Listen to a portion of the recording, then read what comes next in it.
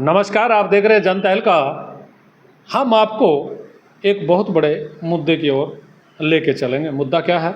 मुद्दा है करनाल से भारतीय जनता पार्टी के प्रत्याशी लोकसभा के और पूर्व मुख्यमंत्री मनोहर लाल खट्टर की शपथ वाणी का। अभी एक नई चेतावनी वो कई दिन से दे रहे हैं। चेतावनी क्या है कि कुछ स्थानों पर अधिकारियों ने मिली भगत करके कांग्रेस को बोगस वोटें डलवाई। बहुत बड़ा मैटर है। और मनोहर लाल जी क्या कहते हैं? मनोहर लाल जी कहते हैं कि जिन अधिकारियों ने ये वोटें डलवाई हैं उनकी जांच भी कराई जाएगी, उनके खिलाफ कार्रवाई भी कराई जाएगी। कमाल की बात है कि मनोहर लाल जी हरियाणा में पिछले 9.5 साल से मुख्यमंत्री के पद पर रहे हैं। उन्होंने कितने अधिकारियों के खिलाफ कार्रवाई की है और कितने जो भारतीय जनता पार्टी के नेता हैं, कार्यकर्ता हैं, उनको अपना बनाया है। यदि इस तरह का जो उनका रवैया है वो पहले होता तो फिर चुनाव में उनको मुसीबत नहीं झेलनी पड़ती। मुसीबत इस सेंस में लोग कह रहे थे कि मनोहर लाल खट्टर ने उनकी कोई सुनवाई नहीं की है। अब चुनाव आया है तो अब वो आपके बीच आ रहे हैं, हमारे बीच आ रहे हैं। वोटरों ने ऐसा कहा है, अब देखेंगे। वो देखने वाली जो बात आ रही है वो एक नाराज़गी की बात थी और वो नाराज़गी शायद मनोहर लाल को झेलनी नहीं पड़ती। हम मनोहर लाल जी की इन शब्द वाणी पर और इन चेतावनी पर आम आदमी पार्टी के जिला सचिव हैं नवीन रिंडल जी, हम उनसे आपकी बात कराएंगे। वो क्या सोच रहे हैं इस मैटर पर, इस मुद्दे पर कि क्या मनोहर लाल खट्टर ये जो इस समय अधिकारियों को धमका रहे हैं क्या, या उनको सचेत कर रहे हैं, या उनको सजग कर रहे हैं, किस रूप में लेंगे, क्या वो सोचते हैं? क्या इस तरह की शब्द वाणी बोलना क्या एक जो भारतीय जनता पार्टी के जिनके पास सिर्फ इस समय एक प्रत्याशी का ओहदा है वो शोभा देता है, या वो पार्टी के एक चेहरा हैं, या हरियाणा के मुख्यमंत्री से वो अपने आप को ऊपर समझते हैं? मसले बहुत सारे हैं। हम आपको मिलवा रहे हैं नवीन रिंडल जी से, उनसे जानेंगे कि आखिर वो क्या राय रख रहे हैं इन मुद्दों को लेकर के। नवीन जी, इन मुद्दों को आपने सुना है, आप इन मुद्दों को लेकर के किस रूप में देखते हैं कि ये जो इस तरह की चेतावनी भरे शब्द यूज किए गए हैं, किस रूप में जानते हैं, किस रूप में देखते हैं, किस रूप में मानते हैं? जनता का स्वागत है। नमस्कार निर्मल जी, बहुत बहुत स्वागत है। सभी दर्शकों का भी, आपके सबको मेरी राम राम। आपने समय दिया, आपका भी बहुत बहुत धन्यवाद।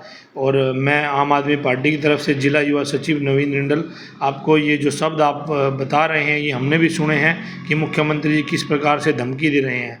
पहली बात तो ये वक्त बताएगा कि 5 तारीख को ये कह रहे हैं कि हम देखेंगे, 4 तारीख को जो नतीजा आने वाला है ये सांसद बनते भी हैं या नहीं बनते हैं, क्योंकि लोगों ने इनको पूर्ण रूप से नकार दिया है। और भाजपा ने भी इनको 9.5 साल जो बाद मुख्यमंत्री इनको बदलना पड़ा, वो इनकी सिर्फ इन्हीं शब्दों की वजह से बदलना पड़ा, क्योंकि उससे पहले भी किसी गर्दन पे परसा चला देते थे, किसी को चांद पर भेज देते थे, कोई रोजगार की बात करता था।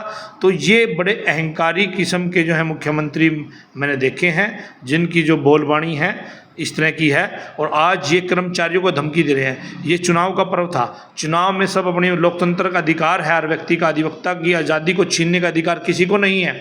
ये अधिकार था जिसकी जहां वोट है वो वहां डाले। और चुनाव मेरे हिसाब से सभी कर्मचारियों ने निष्पक्ष रूप से ही कराया है। लेकिन उसके बावजूद भी ये अगर अपनी हार का ठीकरा इनको कहीं ना कहीं नज़र आ रही है, वो हार, उसका ठीकरा कर्मचारियों के ऊपर फोड़ना चाहते हैं तो फोड़ते रहे। ये तो वक्त बताएगा कि 4 तारीख को मनोहर लाल जी कहाँ जाने वाले हैं। 4 तारीख को कहाँ जाने वाले हैं। लेकिन जिस तरह की बोलबाणी आपने कही है कि अहंकार की यदि बात आती है तो फिर मुख्यमंत्री रहते हुए उनकी जो छवि है ईमानदार की, हरियाणा में सबका साथ सबका विकास की बहुत सारी छवि थी। फिर ये नकारने वाली बात है, क्या भारतीय जनता पार्टी के लोगों के मन में भी है, उनका कहीं कोई सम्मान नहीं हुआ? ऐसी बात भी आपको कोई सुनने में आई? भारतीय जनता पार्टी में जो अभी तक चलता रहा, तानाशाह शासन चलता रहा। माननीय जो मनोहर लाल जी थे, किसी कार्यकर्ता की, किसी मंत्री की, किसी विधायक की नहीं सुनते थे, जिसकी वजह से आज सभी विधायक तंग हैं। उनके हलके में काम नहीं हुआ और विधायकों को कहीं ना कहीं लोगों को बीच में जाते हुए शर्म भी आती थी कि हम आगे वोट किस नाम पे मांगे, क्योंकि मुख्यमंत्री जी इनकी सुनते नहीं थे। और दूसरी बात, जो इनका व्यवहार था उसी के चलते आज जो है मुख्यमंत्री बदलना पड़ा भाजपा सरकार को। आज एक शांत स्वभाव के मुख्यमंत्री को जो है इन्होंने बनाया है कि जिनका कहते हैं कि शांत स्वभाव के धनी हैं, जो न्याब सिंह सैनी जी हैं, इसीलिए उनको बनाया है। और ग्राउंड ज़मीन लेवल से जुड़े हुए व्यक्ति बताते हैं। देखते हैं अभी 4 महीने का वक्त उनके पास मिलेगा उनको, तो देखते हैं क्या काम करते हैं। जो समस्याएं भाजपा के लोगों को रही हैं, तमाम पब्लिक को, विपक्ष को तो समस्याएं रही हैं, लेकिन भाजपा के लोगों को भी जो समस्याएं रही हैं वो न्याब सिंह सैनी जी दूर कर पाते हैं? नहीं कर पाते हैं। और नायब सिंह सैनी बड़ी आपने बात की, लेकिन क्या नायब सिंह सैनी से ऊपर अपने आप को मनोहर लाल अभी भी समझते हैं? ये तभी इस तरह की बातें कर रहे हैं, इस तरह की धमकी भरे शब्द। ये तो लोगों को भी सोचना चाहिए कि देखिए, मनोहर लाल जी आज ना विधायक हैं, ना सांसद हैं, और ना ही कोई मुख्यमंत्री हैं, और जो मुख्यमंत्री से भी ऊपर बढ़कर इस तरह से मतलब धमकी दे रहे हैं कर्मचारियों को, किस नाते से दे रहे हैं? बड़ी सोचने की बात है। ये बात तो नायब सैनी भी कह चुके हैं, भाई कुछ न गड़बड़ की है। नहीं, देखिए, न्याब सिंह सैनी जी अगर उनकी पार्टी के जो प्रधानमंत्री मुख्यमंत्री जी थे ये इस तरह की बात कर रहे हैं, वो उसकी बात का खंडन तो नहीं करेंगे, क्योंकि दोनों जो एक ही दल के व्यक्ति हैं। लेकिन इस तरह की बात जिस भी व्यक्ति ने कही है वो सरासर गलत है। इस तरह की धमकी लोगों को या कर्मचारियों को नहीं देनी चाहिए। आज ये कर्मचारियों को धमकी दे रहे हैं, कल लोगों को भी धमकी देंगे। और मुख्यमंत्री जी का जो था, चलो हम कहते हैं, वो कह भी सकते हैं, लेकिन मनोहर लाल जी किस बेस पे बात कह रहे हैं? सबसे बड़ी सोचने की तो बात ये है। तो कहीं आपको लग रहा है भाई चुनाव में कहीं हार दिख रही थी इसलिए कह रहे हैं? इस तरह की बातें कोई भी जो है प्रत्याशी तभी करता है जब उनको कहीं ना कहीं नजर आए, अपने कदम उखड़ते हुए नजर आए। और मनोहर लाल जी के जो है कदम चुनावी मैदान से उखड़ते हुए नजर आए हैं, क्योंकि लोगों में उनका जो है नाराजगी थी। गांव में घुसने नहीं दिया, काले झंडे दिखाए गए, भाजपा के झंडे उतार कर फेंके गए। अच्छा, ये नवीन जी बहुत अहम सवाल है कि यदि किसी कारणवश भगवान जी उनको जीत भी दे देता है, तो करनाल की सीट तो पिछले जो चुनाव में आम आदमी था, वो आम ही कार्यकर्ता था इनका, संजय भाटिया जी, वो 6 लाख के करीब वोटों से उनका जीत का मार्जिन था। क्या वो मार्जिन को पूरा कर पाएंगे? यदि पूरा नहीं कर पाएंगे तो फिर क्या इनकी लोकप्रियता पर भी जो सवाल उठेगा मनोहर लाल खट्टर की? देखिए, ये तो एक बात बिल्कुल तय है कि आज जिस तरह से संजय भाटिया जी देश में दूसरे स्थान पर रहे थे वोटों से जीतने का मार्जिन जो था, आज वो मार्जिन रहने वाला नहीं है, क्योंकि मनोहर लाल के प्रति जनता में काफ़ी नाराज़गी है।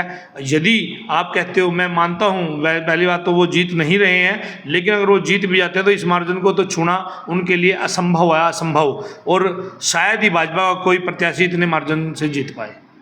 तो क्या आपको लग रहा है कि आखिर में ये इस तरह की शब्द बाणी, इस तरह की बोलबाणी क्या नेताओं को कार्यकर्ताओं के प्रति उत्साहित करने के लिए की जाती है, कार्यकर्ताओं का मनोबल बढ़ाने के लिए की जाती है, या अपने जो उनके अंदर जो पीड़ा है हार के डर की, क्या वो नजर आ रही है?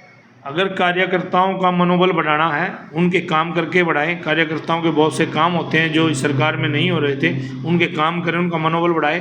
लेकिन किसी व्यक्ति विशेष को, किसी वर्ग को, जिसका कर्मचारी वर्ग को धमकी दी है, वो सरासर निंदनीय बात है, गलत बात है।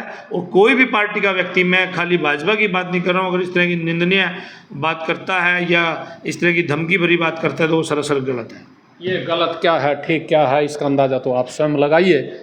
लेकिन इस समय हरियाणा में जो शब्द बाण यूज किए जा रहे हैं उसको लेकर के कई लोगों के मन में ठेस भी है, कई लोगों के मन में पीड़ा भी है, कई लोग नाराज़ भी हैं, और कुछ लोग इस जो शब्द बाण हैं, ये शब्द जो प्रयोग किए गए हैं, इनको दूसरे रूप में भी देख रहे हैं। आप देखते रहिए जनता का, मैं हूँ MS निर्मल।